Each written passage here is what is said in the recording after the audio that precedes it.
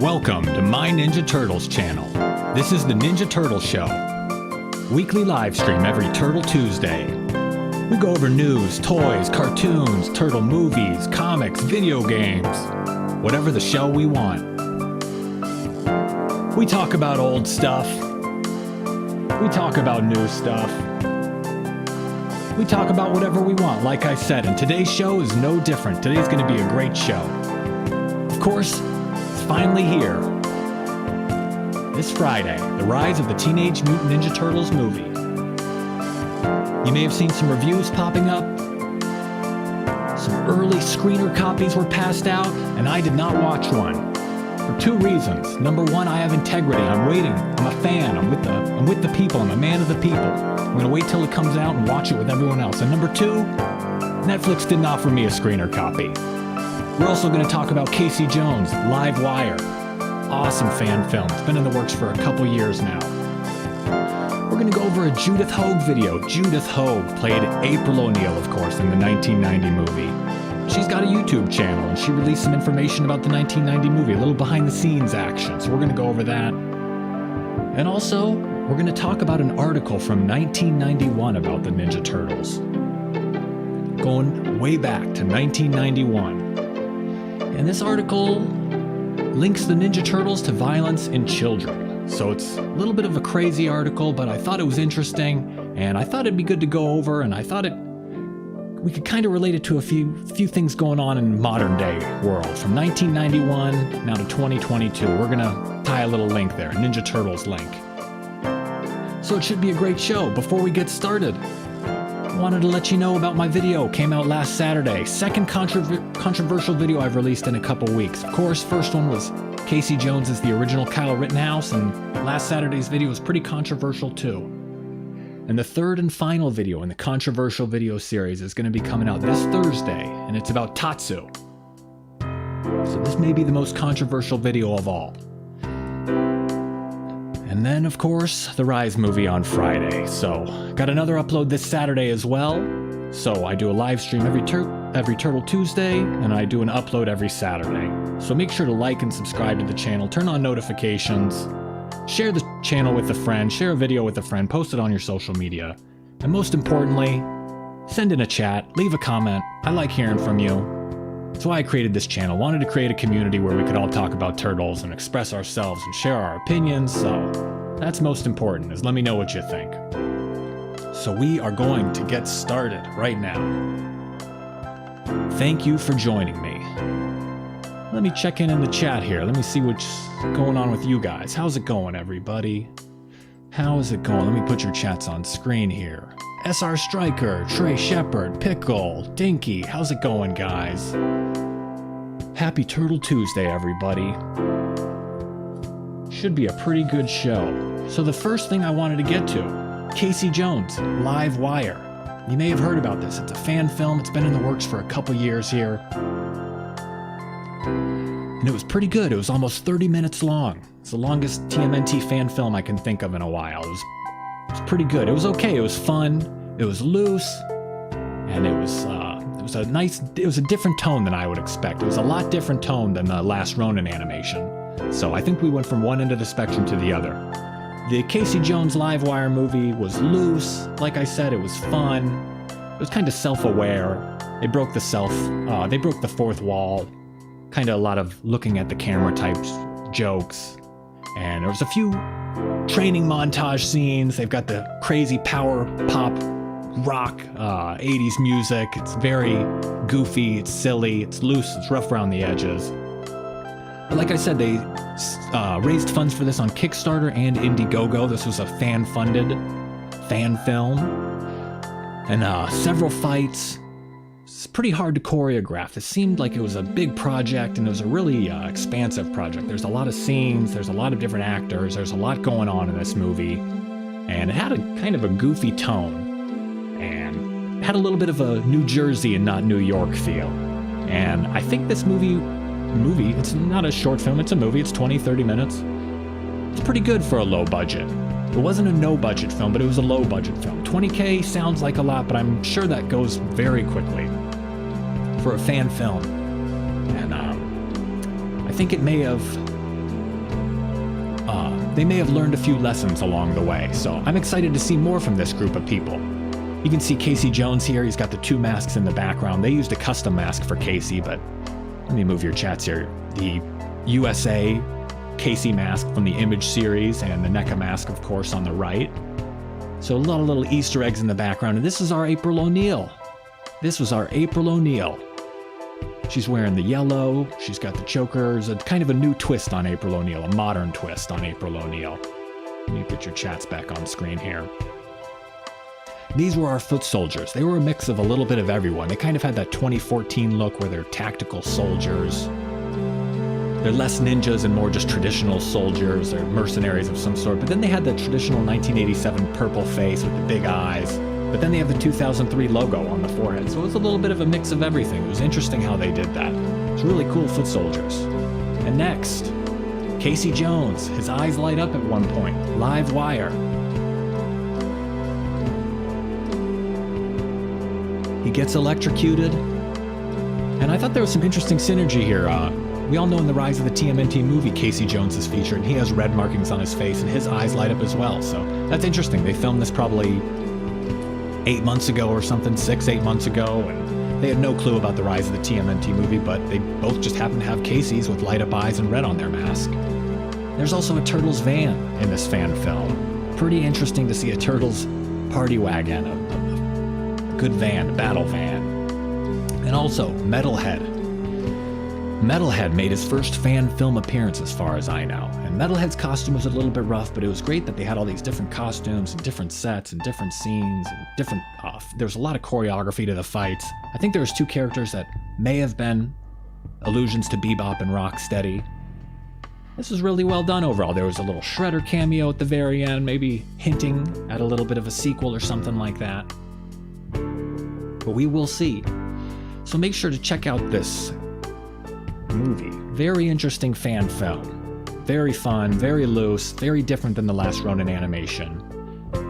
So search Casey Jones Live Wire on YouTube and you'll be able to find it. And we don't see the Ninja Turtles in this. No, there weren't any real Ninja Turtles in this. It was mainly a Casey and April story. And they did a great job. It was a big, expansive fan film and it had a big cinematic scope and it was more of a comedy than anything else. It was loose. There were some fight scenes, but they were kind of like Power Rangers fight scenes where they were not improvised, but it was a little bit looser. But Casey and April, both doing great, both very fit. Everyone in the whole video is fit. This is like a group of gym friends made a fan film or something. But check it out, Casey Jones Live Wire. So we've gotten 2 great fan films this year. We got the last Ronin animation, and then we got Casey Jones Live Wire. So hats off to the Casey Jones Live Wire team. Wonderful job, everybody. Original music, original costumes. A lot of hard work went into this, and it really shows. It was a really, really great effort. So the next thing I wanted to get into, while we're talking about YouTube videos, and we're talking about other types of videos you can see here. SR Strikers going April is hot. Yes, sir. Nice job, SR Striker. And behind the scenes, both Aprils are hot. This Judith Hoag is hot as well, right? She posted a video about the behind the scenes of the TMNT cast reunion she did a couple years ago. Not sure if you guys remember. She got together all the people from the 1990 movie and some of the people from the 1991 movie.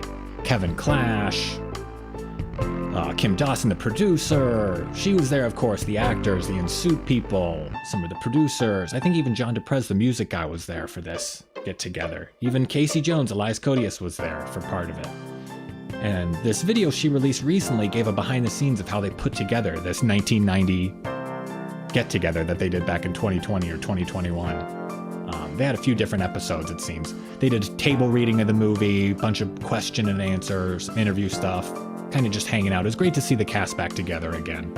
And Judith Hoag on the left, our April O'Neil, went over a bunch of stuff, the behind-the-scenes footage with the guy on the right. He's like the production and editing video guy, so he put together a lot of the production and editing for the video. And he and Judith Hoag talk about it, and it was really great. Judith Hoag is so great on screen. A lot of people say stuff like people light up the screen or they light up a room, and it's a corny cliche, but when you see Judith Hoag, she really does light up the screen. So it was great to see this behind the scenes video, and I recommend it. Just search for it on YouTube. Judith Hoag, Goddess on Fire is her channel. Judith Hoag, Goddess on Fire. Wasn't enough to be Judith Hoag Goddess, she had to be Goddess on Fire. That puts it over the top, over the edge. And speaking of movies, we just talked about the 1990 movie a little bit. And that was in the past, and this is in the future. The Rise of the Teenage Mutant Ninja Turtles, the movie. Finally coming out, years in the making. I think 3 years in the making. I think we first heard about this in January 2019. What a long run, what a great run. We've all been waiting for this, and the big day is finally almost here, just a few days away, this Friday. Are you guys gonna watch the movie? I know I'm gonna watch it. Might watch it twice. Might watch it 3 times, we'll see. And like I said earlier, a lot of people got early screener copies. They sent them out to Turtles channels and Turtles influencers and stuff like that.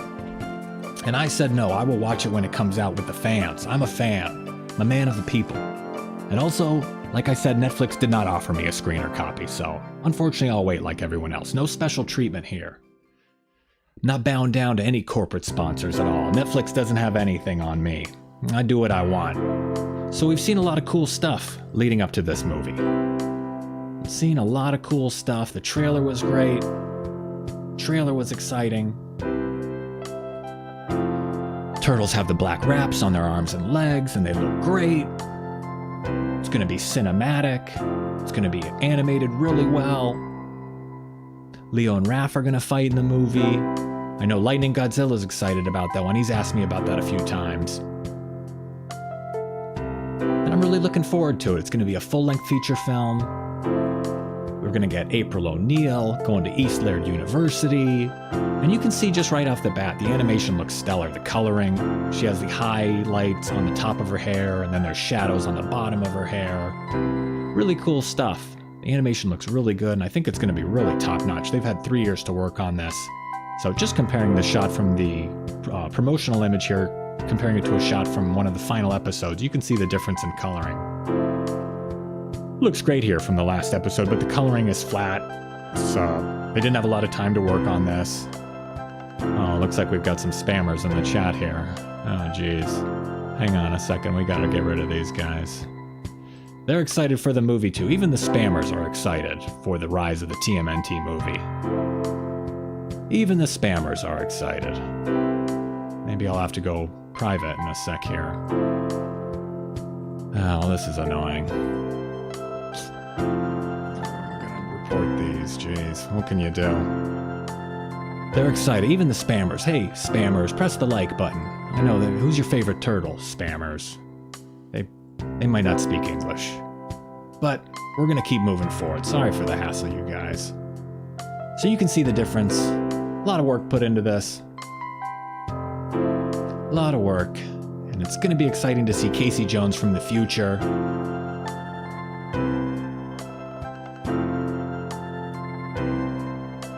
Also, we're gonna see Casey with the light up eyes. Pretty cool. Pretty cool stuff here. What is this Esther saying with these numbers in the chat? Is this Esther a scam too? Let's everybody type a T in the chat if you're not a spam here. If you're not a spam bot. Type a T in the chat if you're a real person, everybody. T's in the chat for real people. Let's type a T in the chat if you're a real person. If you're not a bot. If you're not a spam bot, type a T in the chat. T break. T time. T in the chat for real people. Let's get these spammers out of here. Ruining my Ninja Turtle show. But we get to see Ninja Turtle from Leo from the future. He's got one of Raphael's arms, it looks like. We get to see Mikey from the future as well. He's floating. He kind of looks like Yoda almost. He's this wise guru. He's flinging his nunchucks all over the place. It's good to see those T's. It's good to see some real people in the chat. Good to see some real people. And Michelangelo looks so cool, and they warn the Turtles, of course, of the impending invasion of the Krang, and Casey comes back from the future. And we get to see the Krang for the first time in the Rise of the TMNT world. We didn't really see them that much in the show, they were kind of in the background, but it looks like they're going to be front and center in this movie. Looks like they're kind of they're like parasites. They're going to take over the Foot Lieutenant here, they're going to take over a lot of different people. They take over their body, and it even looks like Raph was taken hold of by the Krang for a little bit. They released a little clip, and you can see, let me show you this clip here for a second on Raph's eye. Let me get your chats out of the way here. You can see Raph's eye. He's got a terrible case of pink eye, or I think the Krang are taking over his eye there. And his other eye is pink, and you can see the tentacles coming off of his eye. And Leo gives him a good whack. So it looks like the Leo versus Raph fight is going to have a little bit of a new dimension in this movie. Raph's going to be taken over by the Krang. They're not just going to be arguing about leadership and brother family stuff. They're going to be fighting each other because Raph is being held hostage, is going to be taken over by the Krang. And I thought one of the interesting things in this quick clip, we just get to see it for a second, but Leo's angry, and then just for a split second, he's sad that he had to kick his brother, and I thought that was a really interesting dynamic. So I'm excited for this movie. No, there's just a few other things I wanted to go over. Guys are all going to have to work together with Casey. The whole crew is going to have to work together. April O'Neil. We'll see what happens in this movie. There's a lot of unanswered questions. Some people complain that the trailer gave away too much, but I think there's still a lot of unanswered questions. These Krang bots, they look scary. They have that kind of Cyclops eye. Pretty neat. Mr. Turtle asks, do you guys think that if the film does well enough that we will get the deleted half of season 2? Yeah, I've heard a lot of people speculating about that. Maybe if the movie does well, they'll bring the show back. I am not sure, though. I think it's going to have to do really well. What do you guys think? Type 1 if you think they're going to bring it back, and type 2 if you don't think it'll if you don't think it'll be brought back. 1 for yes, 2 for no. So we get to see these Krang bots. They look terrifying. And the icing on the cake is the Turtles don't even have their mystic powers. As if it weren't tough enough on them, they don't even have their mystic powers. So Peaches wants to know how April meets the Turtles. Yeah, they never even really covered that. How is April so strong? She has all those powers. She's so tough. How did she even meet them? Is this going to be the grand finale? Will they ever get their mystic powers back? Leo looks so sad there. Looks like we're getting ones exclusively in the chat. Everyone wants the show to be brought back. People want more Rise of the TMNT. We got a season and a half and a movie, and people want more.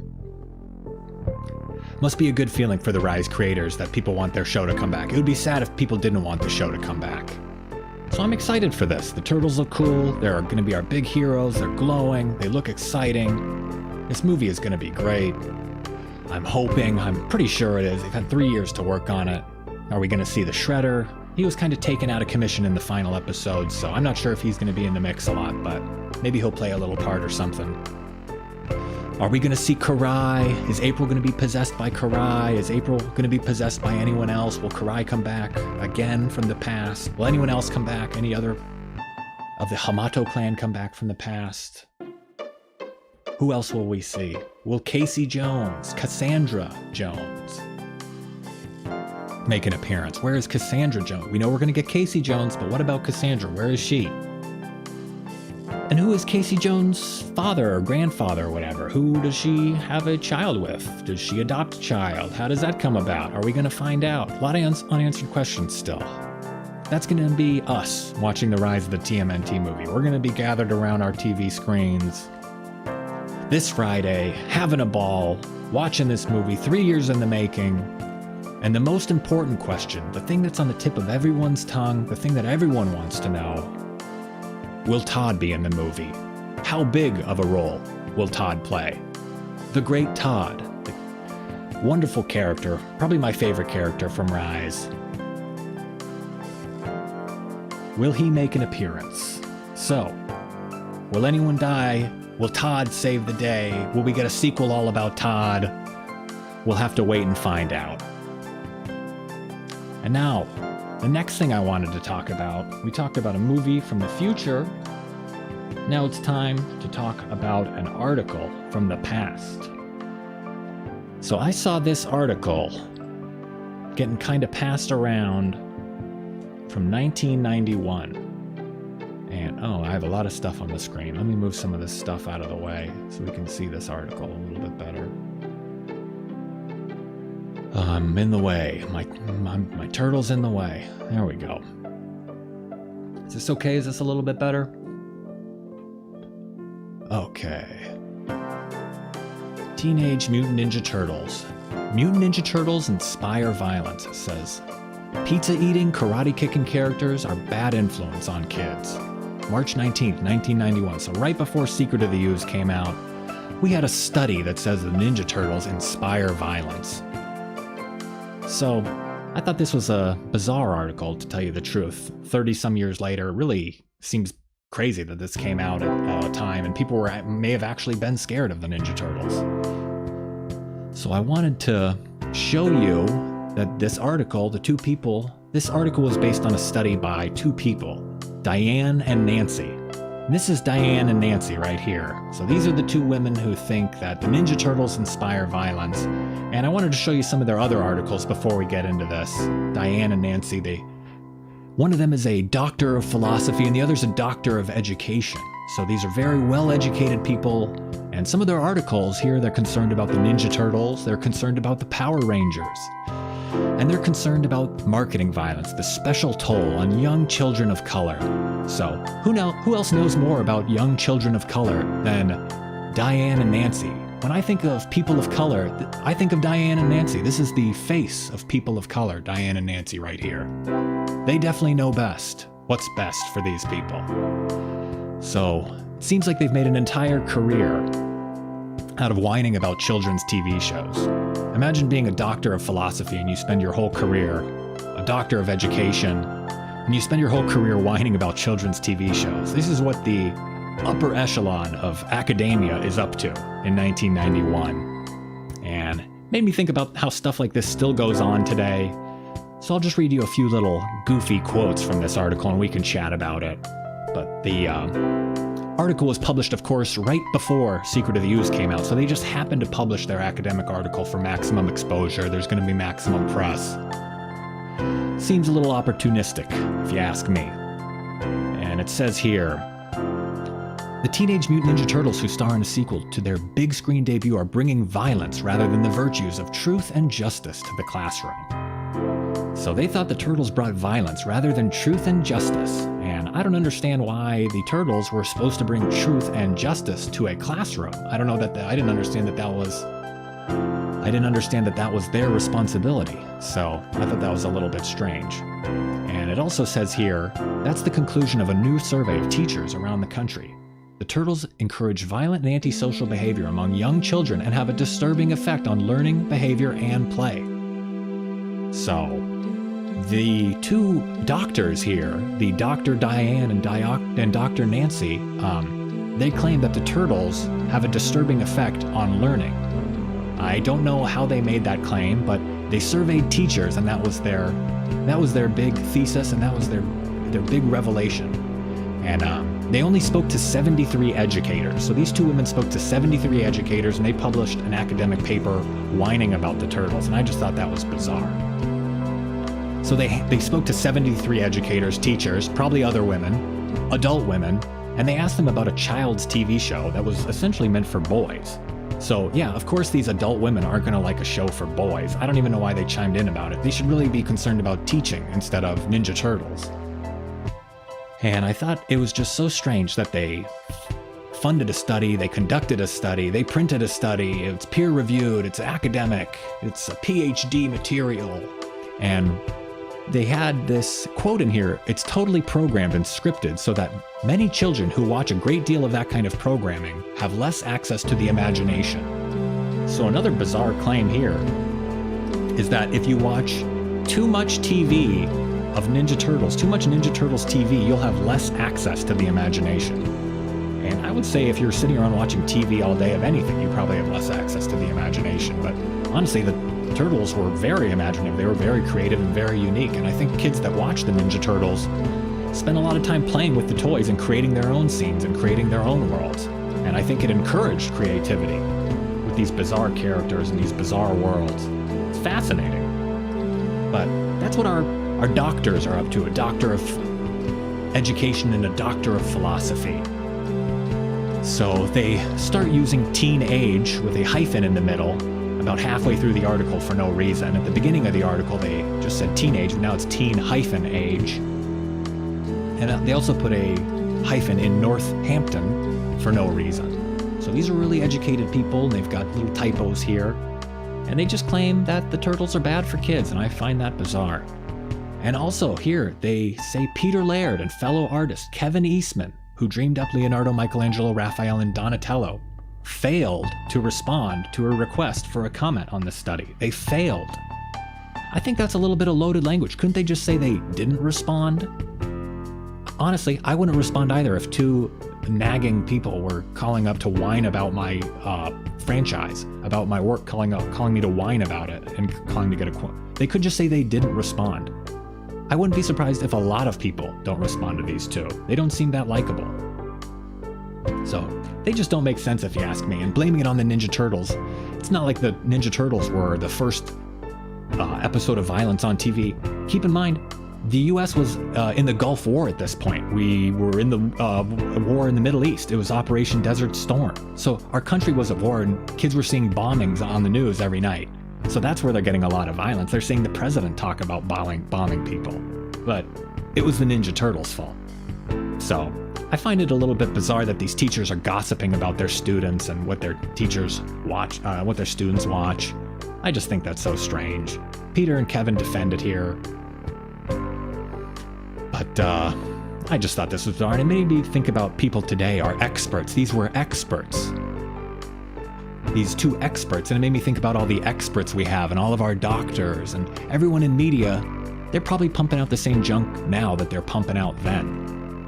So this woman thinks that Superman had friends and a life outside of crime fighting as his alter ego, Clark Kent, the generic hero kids could try to emulate. So this woman is so dense that she thinks kids like Superman because he's Clark Kent. They think kids are dressing up as Clark Kent on Halloween. So that's how out of touch this lady is. She claims the turtles are very unidimensional. They really just focus on the fighting. They don't even acknowledge the family aspect, the brother aspect, and even the aspect that boys like different stuff than girls. These teachers don't know what these boys like. So I just thought this article was bizarre, and it made me think about experts today and all the articles you see in the news and how silly they are, and people who talk about this stuff today, that Ninja Turtles could inspire harm, that harm reduction, the Ninja Turtles cause violence. And it made me think about all the people who talk about stuff today. Oh, this could cause violence, this causes harm reduction. Honestly, the kids can like whatever they want to like.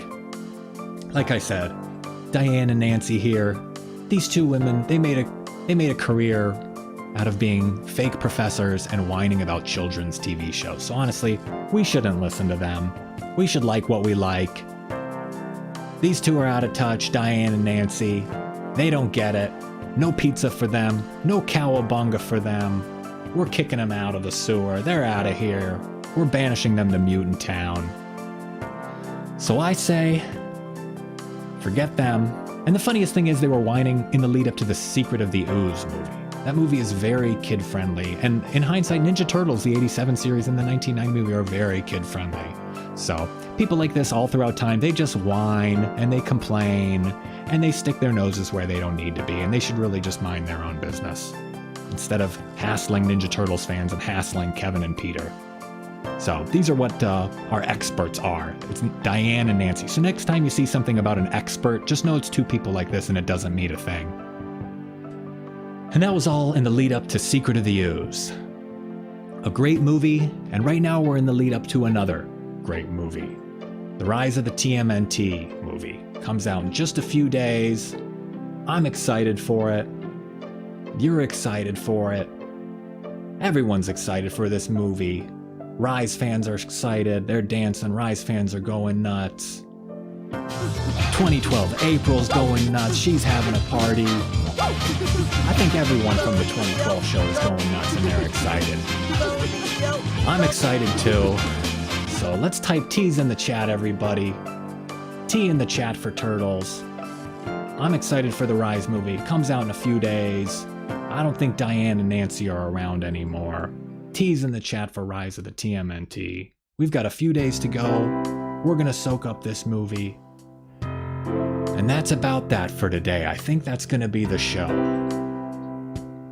So I wanted to thank you guys for watching as always. Always like doing these streams. Always like reading your chats. Always like hearing your opinions and seeing you guys in the chat. And I wanted to tell you to like and subscribe. I've got a Tatsu video coming out this Thursday and a video about a Ninja Turtles restaurant coming out this Saturday. Pretty cool stuff. So share the channel with a friend, post it on your social media, share a video on your social media. Find me on Rumble, rumble.com/My Ninja Turtles channel. Have a great week, everybody. Enjoy the Ninja Turtles Rise movie. And I will catch you guys for an upload this Thursday and Saturday, and my next stream will be next Tuesday for the Ninja Turtles show. Take care, everybody. Bye-bye.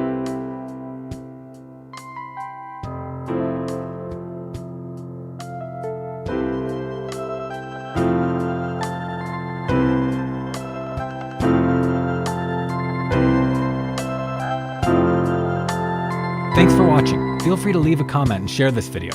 Make sure to give the video a thumbs up and subscribe to the channel for more Ninja Turtles videos like this.